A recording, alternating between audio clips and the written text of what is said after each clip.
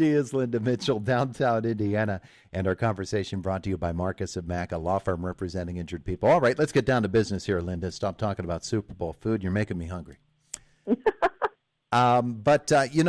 mentioned a couple of moments ago that you got together yesterday, a bunch of the folks with downtown Indiana, talking about upcoming promotions, upcoming ideas for the downtown in 2021. The whole darn thing is just going to have to be an evolutionary thing, won't it, based upon the current information having to do with the COVID-19 pandemic? Absolutely. So we got together with our promotions committee, which is chaired by Zach Morrow from Noblestein, and he's doing a great job steering us into 2021. So we had to look at our calendar and look at the things we normally do and say, what can we still do? What do we need to alter or change a little bit? And what do we maybe need to postpone? But we still have a nice full calendar of events, and we'll, plan as if they're all going to come off. But if we need to make some changes or do some fine-tuning, we'll do that as well. Mm-hmm. Well, what events can you reveal so far? Any? Well, so coming up next month, as you know, we always have a St. Patrick's Day celebration downtown. We will not be able to have a parade, but we are still going to have a downtown-wide St. Patrick's celebration on March 13th. So you can still come downtown, and we're working on getting the bagpipers. We'll have the leprechaun lookalike contest for the kids. We'll have other family-friendly activities. The restaurants will have, specials related to St. Patrick's Day. Tim McQuaid, who is always our St. Patrick's Day captain, is in full swing helping us plan this. So we still want to have a reason that people can come downtown and really celebrate St. Patrick's Day and have a great day of community and family and enjoy themselves. So that will be March 13th, and you can look for more details as we plan them. And then March 20th, it's hard to believe that we'll be coming up on Easter in just a few weeks after that. So we will be having our downtown bunny trail and Easter egg hunt, which is something fun for the kids. We'll have the Easter bunny there. You can take pictures with him. The merchants will have eggs with candy for the kids.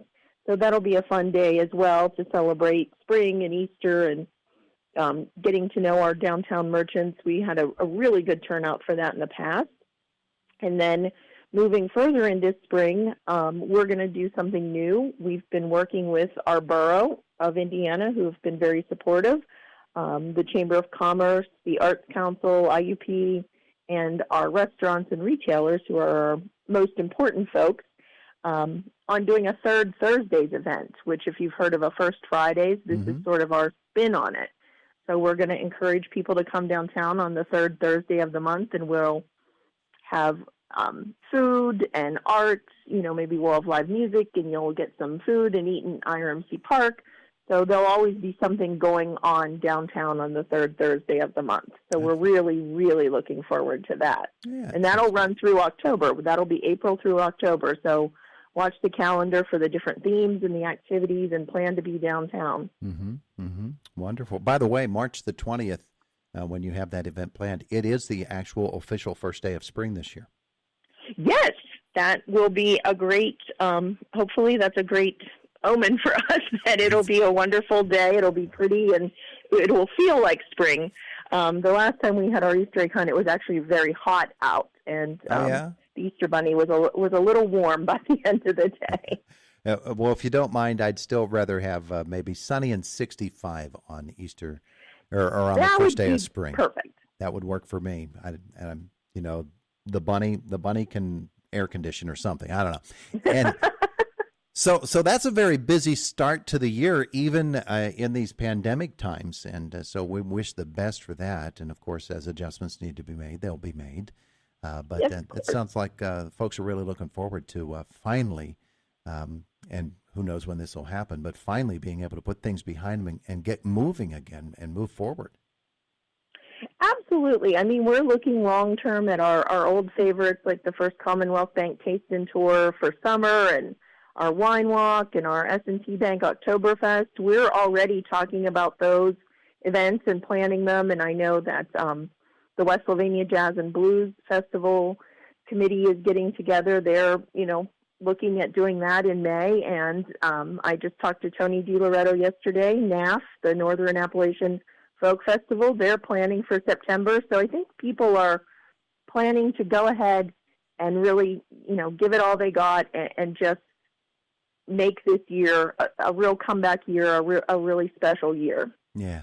All right. That's a good thing that people have that positive attitude. Now, of course, you look back at the It's a Wonderful Life Festival, and you try to digest exactly what happened then and how well you did and areas that were great successes. What were the highlights for you? I think just that we pulled it off. First Commonwealth Bank has been our partner every single year of the festival, and they stuck with us this year. They wanted this as badly as we did, and we just heard so many positive comments from people that they weren't sure that there would be a tree. They weren't sure that there would be Santa for their kids to see, and they were just so delighted that they could come downtown and all the lights were out. The Lucy Donnelly lights were on the building. The blue spruce lights were out along Philadelphia Street.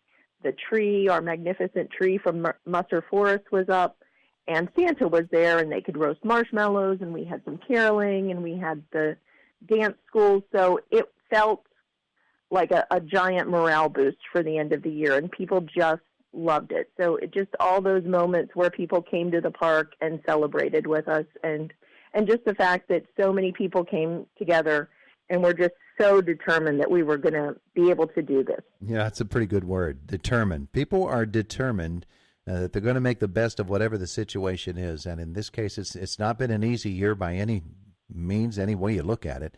But people, we might not ask for easy, but we just ask for the chance, and people really took advantage of whatever opportunities there were to come out and shine a little bit, and that was good. That was a wonderful way to end a year and then look forward into a new year.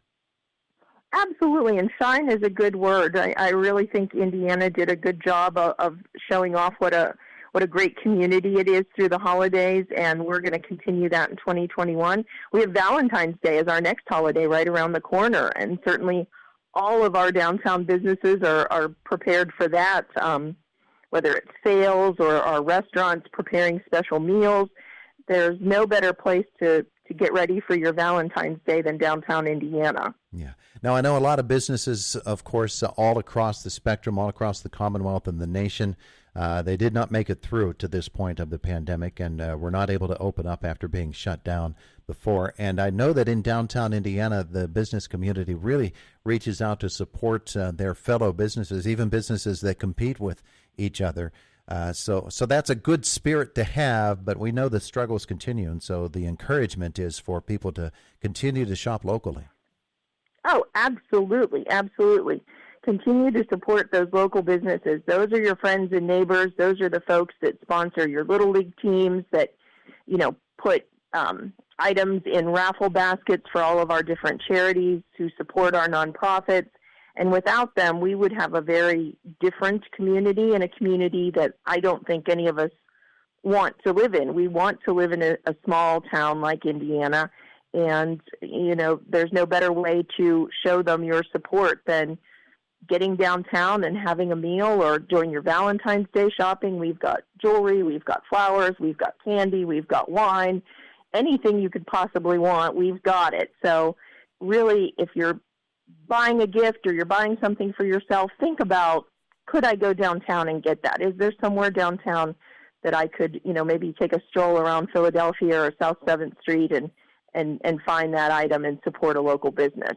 Yeah, absolutely right. Have we noticed at lunchtime that the streets aren't as busy as normal? Traffic is lighter than it would normally be because there just aren't as many people working in the downtown right now as at other times, and certainly as there should be at this time of the year. So we want to get those numbers up. We want people crowding the streets again and getting around each other, and not having to do all of this extra physically distancing stuff. But it's going to be a while until that time. People have to be aware. They have to be pretty sharp around each other and make sure that everybody is healthy and safe. Absolutely, and I think our businesses have done a great job of making for a safe experience, whether it's dining or our shops. They've all gone out of their way to adhere to the best practices to provide a safe experience, whether it's through offering special hours, offering takeout, offering curbside pickup, offering delivery.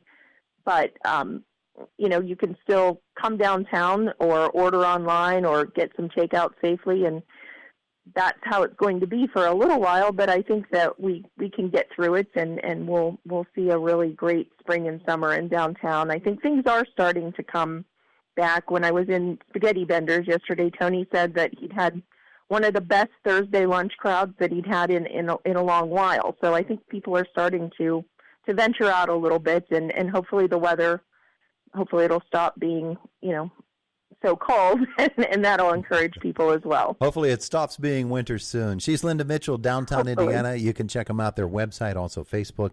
Linda, thanks so much. Thank you. Have a great day. Uh-huh. It is Indiana in the Morning on WCCN.